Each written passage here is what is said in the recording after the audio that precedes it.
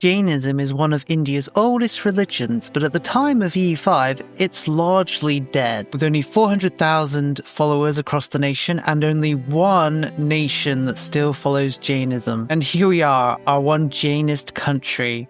We start with 800 levies. We're a vassal of another nation with 1,600 levies, surrounded by Vijayanagar with their 30,000 and this Hoysala with their 22,000. Is it possible to turn things around? Let's see, will we Iron Manning it? Because if we're not Iron Manning it, is it even really a run? This is now my 6th attempt at doing this.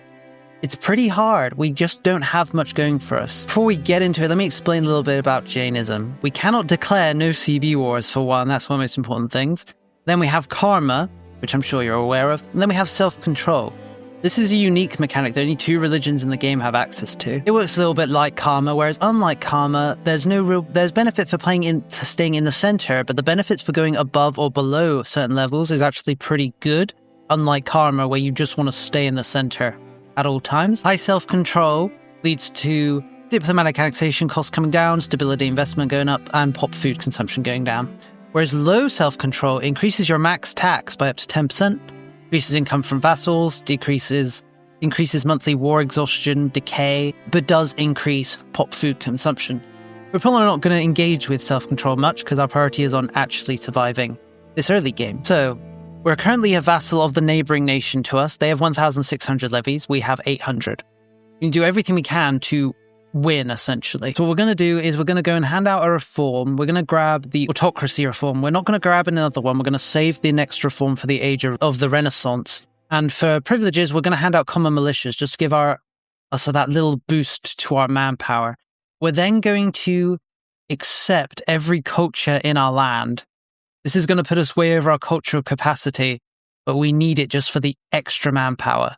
Now we're going to form a independence movement, and we're going to wait a month, and then likely declare war. We got really unlucky, and our overlord managed to get an ally. Although they are all the way over there, do we need to be concerned? I don't think so. I think we're going to declare war, even though they've got an ally. We're going to raise our levies, as you would expect, and just hope we can win. They're going to attack us.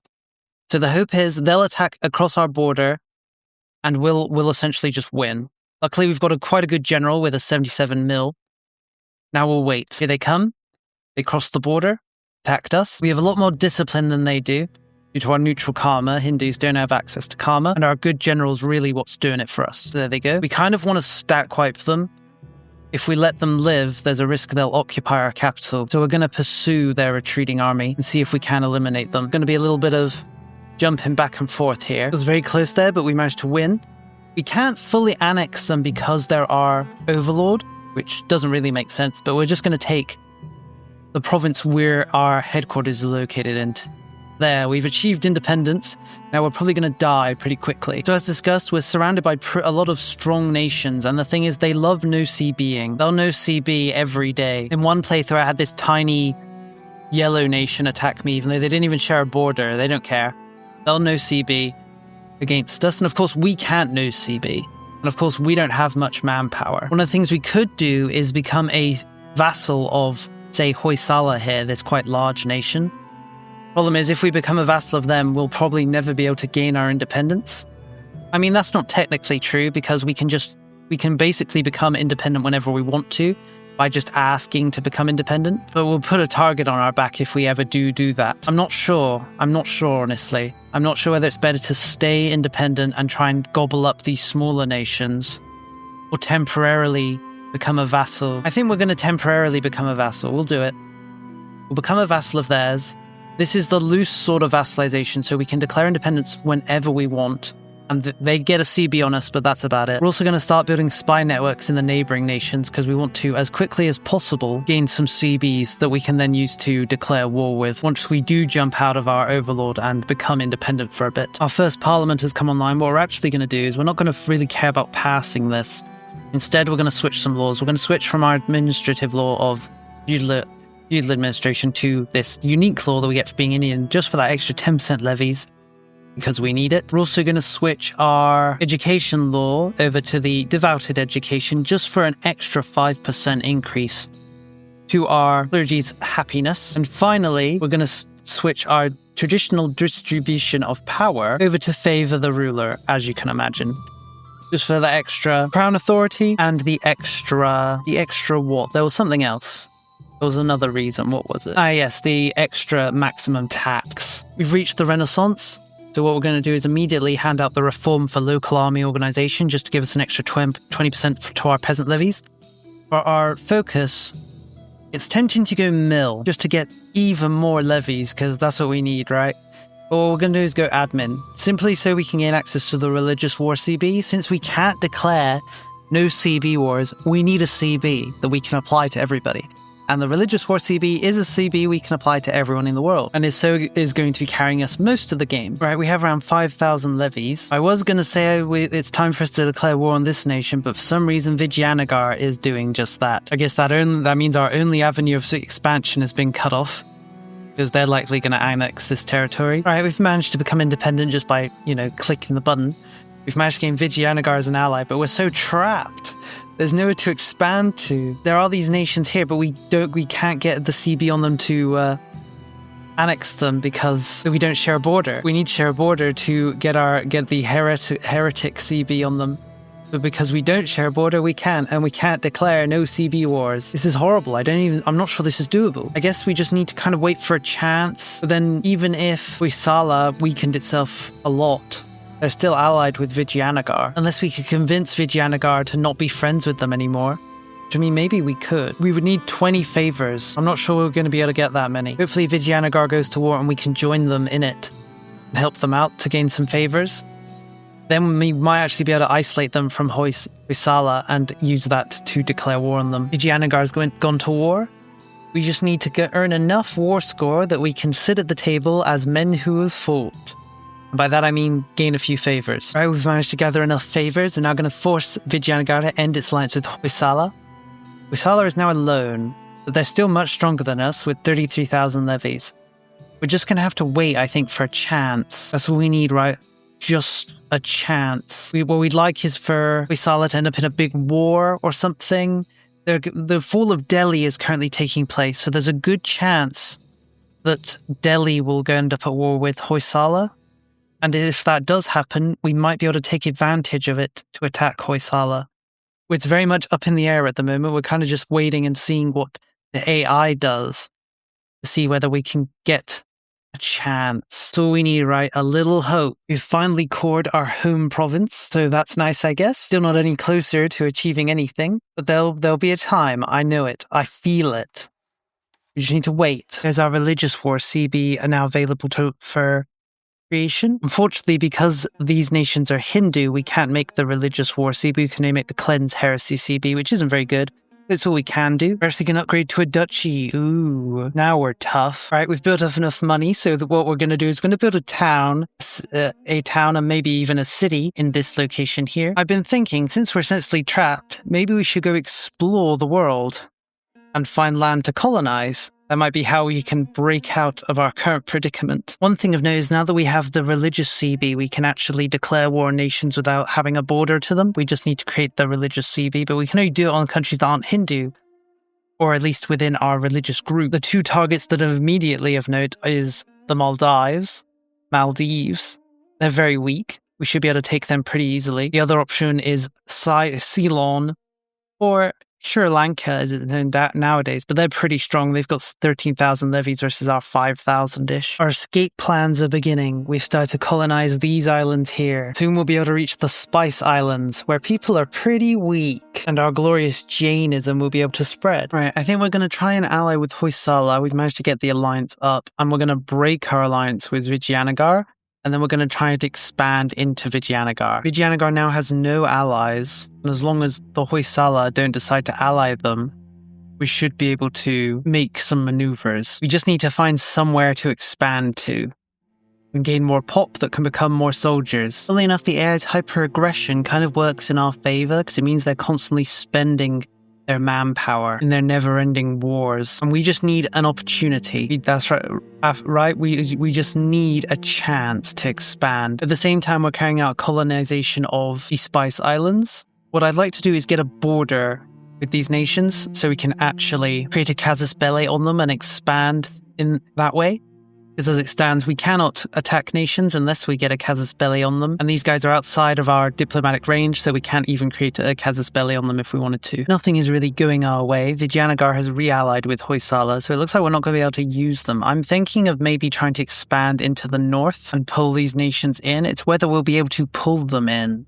It might be better to go for the smaller nations up here just so I can get a border with someone. We'll need to use our parliamentary CB to get a claim, though. I think we're going to get a claim on this Aglana nation. We just need something. Thing is, though, we're still weaker than them. They've got these guys as their ally. Let's see if we can destroy their relationship, maybe. One of the annoying things is because our allies are constantly at war, they don't have the levy availability for us to call them into our wars, meaning we essentially have to fight all our wars solo, despite having allies. I think we're going to bite the bullet and declare war on these Kutch people. They outnumber us, but our army's probably better. Of course, we'll know Hoysala is never going to join us in a war. I'm not even sure if they'll join us if we get attacked, but it is what it is. We'll fabricate a claim using our parliamentary CB. The real question is, how are we going to get to them? We'll need to gain access through the land. Let's just think about that as it comes. We're about equal on an army. Our army is probably better because we have access to the peasant commons, the common militias. We'll also have a very good general, a 100 mil general. We'll ask Vijayanagar for access for our armies, and we'll pay for military access through this larger nation here. Looks like they're trying to navally invade us. That's kind of good. It means we'll be able to kill some of them. We really need any opportunity we can get to thin their numbers, even if we're only killing like 100 or so every time they attack. In the midst of our war, someone else declared war on the Kulch and annexed them. So now our war is defaulted to being a war with their ally here. We're just trying to get military access through this guy here, and then we can actually invade.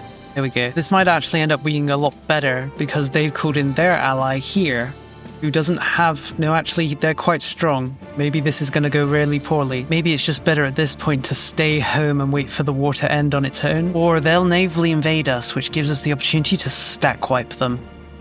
That could be perfect. There we go. Our really good general died in that battle, though, but I'm not sure it matters that much. There we go. That's full stack wipe on those guys. There's still 10,000 of them to around 5,000 of us, though. We'll need to have more stack wipes like that. Speaking of more stack wipes like that, here they come. Another group annihilated. They're down to 8,000 men. Problem is, all of these men are of the ally. They're not the actual people who are fighting's armies. So killing them isn't that useful. I mean, we've killed all of them now, but there's still 6,000 of the main nation left. And if we march over there and try to fight them, we don't really know how things are going to go. We might just win. Maybe I'm being too cautious. Let's ensure we have the best possible general in charge. Yes, we do. And I guess let's just walk and see what things are like.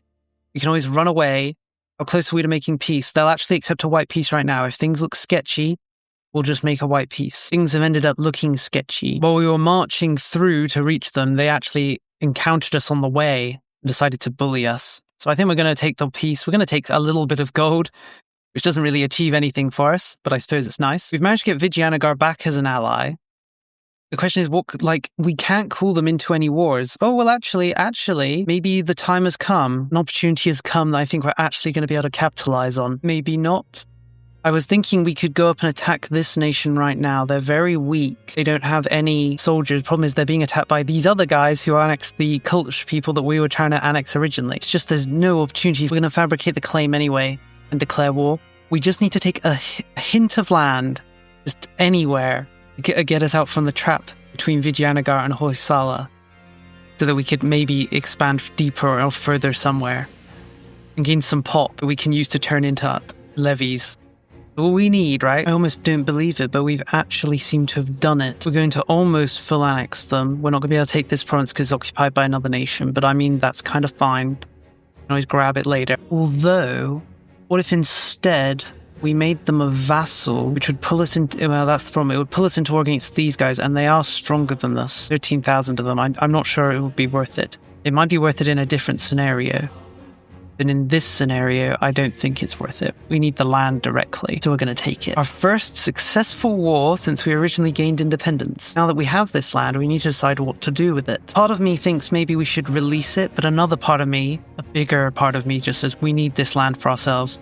We need to core it, we need to accept the population here, even though if it pushes us far over our limits, so that we can raise more levies. See, immediately, we've actually already accepted this pop that lives here, and we've immediately gained, well, our levies have boosted up to around 10,000. Absolutely perfect. Now that we have access to the land up here, we can actually start thinking about making casus bellis on these people and expanding further. And we're going to do this. We're going to call in Vijayanagar, Hoysala against this big banned Hagara country. I'm not sure how much land we're going to be able to take, if any. It's all kind of up in the air. We're going to do it though. Even if we never fight a battle, we'll sit back and let them do all the fighting themselves, and maybe we'll profit from it. If worst comes to worst, we won't be able to take any land, but at least, we'll be able to take some money. We're just going to let our allies carry us in this war. I think I forgot to mention it, but I did release this land as a vassal, just because the time it would take me to core it and then having no control over it because it's so far away would be a little bit of a waste. Giving out to a vassal has made it much more profitable, even if it has reduced our actual manpower that we can raise. You know how it goes, right? We don't need to, I was going to say we don't need to necessarily do much, but these guys have now declared war on our vassal. And I think Hoysala broke their alliance with us. Yes, they broke their alliance with us and didn't join the war, which is bad. On the plus side, we're winning this war. We could actually peace out right now if we wanted to, though not for any gains. I guess let's call up our levies, all 7,000 of them. Hypothetically, we don't necessarily need to do anything. If the other nation, the smaller one, just attacks us via sea, we should be able to stack wipe them and use the war score from these stack wipings to force a peace. We've done enough damage to Orissa that they're willing to leave the war, so we're going to wipe peace them. Even though Hoysala hasn't joined us in the other war, they are still at war with these guys on our behalf, so hopefully they will occupy them for us. We've managed to defeat this smaller nation just by stack wiping them over and over again. We're going to demand a lot of money. We're going to take this one location here that we'll likely give to our vassal because it's their core territory, and we'll have them pay us war reparations. All nice and good. A nice and easy war, the kind of war I like. Meanwhile, things are going very well in this war. Killed hundreds of thousands of them, lost hundreds of thousands of them, though those weren't our hundreds of thousands. We're just waiting on the occupations now. I'm thinking about what we're going to take. Regardless what we take, we're likely going to release a lot of vassals. Right, I think this is what we're going to grab, mainly just the coastal, well, not quite coastal, but the edge areas of the nation. Boom, you didn't think we'd actually be able to start taking land, did you? So let's give this tiny little province to our vassal, giving them full control over their cores. Do they have any cores on this land? Doesn't like it. Is there anyone with cores on this land? Again, doesn't like it. So we're going to have to release some custom vassals. I think trying to control this land, core it, and hold it so deep into the country is just a fool's errand. So instead, we're going to probably release a lot of vassals. We need to avoid making our unique vassal that we have access to because they don't count, because they can't be annexed, and they can just declare their independence whenever they want to. So there we go, we've vassalified the area. We are over our diplomatic limit, but that's more because we're allied with Vijayanagar and Hoysala than anything else. And we'll start integrating these vassals the moment we can. I think we should be able to integrate this, our first one, in a year's time. Yes, in October next year we'll be able to start integrating them. It should be pretty perfect. One thing of note is a lot of these vassals are of course Hindu, so I'm wondering whether we should start enforcing religion on them just so that they can start converting before we integrate them. Although I can't remember whether vassals integrating or converting land was bugged in this current version. Maybe we should experiment. Who's the most loyal? This little guy. We'll enforce religion on him. We'll make him very rebellious, but it shouldn't be much of a big deal. He's all on his own after all. We'll start the integration of our larger vassal now. It's going to take quite a while because we have much lower cultural influence versus theirs. One thing we can do is push our self-control up, which will increase the speed of the integration. Alright, so it's actually been 100 years since the game started, so I think we're going to leave it here for this campaign in general. I think at this point we've done it, we've survived, and more importantly, we've thrived. We've managed to take all of this land. It looks like we're pretty weak right now, right? We've got 8,000 levies, but if we look at the land of our vassals, this guy's got 8,000, this guy's got 7,000, this guy's got 9,000, this guy's got 12,000, this guy's got 12,000, this guy's got 3,000. There's a lot of them, and I think what we'd likely do is, once we integrate these lands, we'd probably change culture either to this Konkani culture. If we look at the Marathi culture, there's 5 million of them, so there's a lot more of them than our current pop. And then once we do that, we could then form Maratha itself. There's no unique reforms for it or unique ideas or advances, but still, it's nice to have a formable. The main core problem, of course, is still that we are Jainist, Jainism hasn't really reduced its numbers because we've managed to convert a lot of people. Half of the world's Jains are now located within our nation. We're not quite back yet, but there's still time. So, for example, if we look at this Bandhagar nation, it would be nice if we could continue expanding into them like we did in that first war, but we can't create casus bellis on them because we need a war go, of course, and we can't create a war go because the only one we have access to is Cleanse Heresy, which we can't use because we don't share a border with them. So the only way we can expand with them and with a lot of nations is by using our parliamentary CB, which only comes around every 5 years. Currently, we're using it to declare war on what's left of Ceylon here, or Sri Lanka. We're having it occupied. We're not actually fighting ourselves. We're letting our allies and vassals do all the fighting, which I think would be our strategy going forward.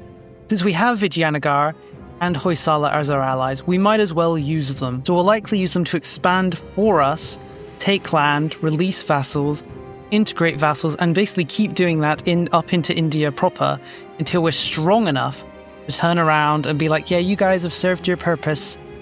Now we're gonna eat you. Which honestly, I don't feel like is that far off. Once we start integrating land up here, and we likely move our capital up here, we probably won't need to rely on vassals as much to expand into the Marathi culture so that we can really expand our levy numbers. I mean, if you look at these guys, we've taken about half their country, but they still have 90,000 levies. If we were to own all this land, all of this Marathi land, I'm 100% we'd be able to counter the Vijayanagaris and the Hoysalans. And since we're allied with both, we could probably manipulate them into breaking their alliances with each other. Because we've basically got a hug box where the three of us are all allied and we're all having a great time. But as I said, enough rambling from me. Let me know what you thought. Have you tried playing as this Jainist nation? Let me know how it goes. I thought it was pretty difficult, mainly because we can't capitalize on random things that happen because we can't get a CB. Like, there were lots of times when a small nation was getting absolutely annihilated. I was like, oh boy, we could just go over and take some land. But of course I couldn't because I didn't have the no CB. Surprisingly, not having the CB makes things a lot harder. And there's also the fact that India is a huge hug box and they're all allied with each other and all hate us because we're Jains. Anyway, thank you for watching and see you next time. Let me know what another nation or culture or religion you'd like me to attempt.